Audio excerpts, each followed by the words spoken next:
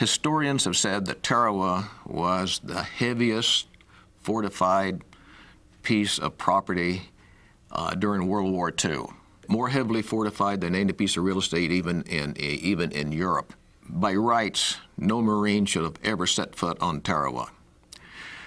The Japanese admiral there, in charge of the island, had bragged that it would take 1,000,000 men 100 years to take Tarawa.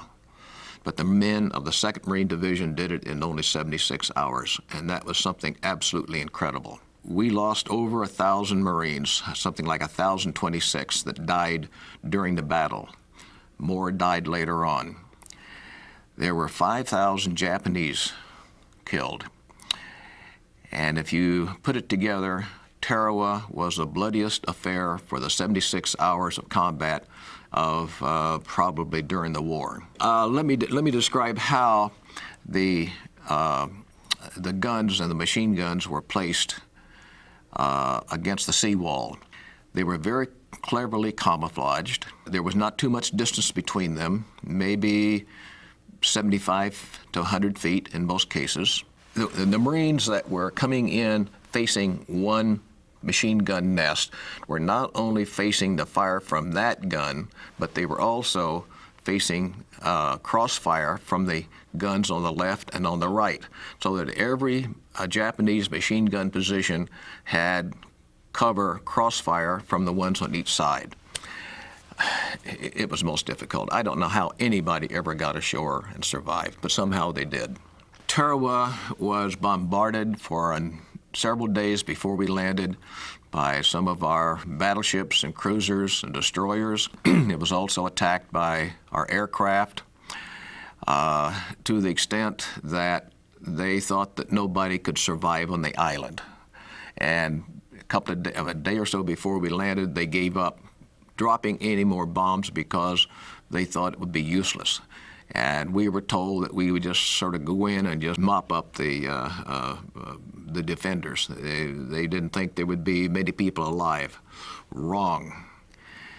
Those fortifications were so strong that many of them could take a direct hit from a gun from one of our battleships or a bomb and still survive. They were incredibly strong.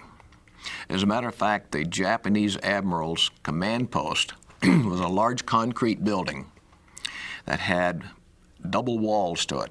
The walls were something like 2.5 feet thick.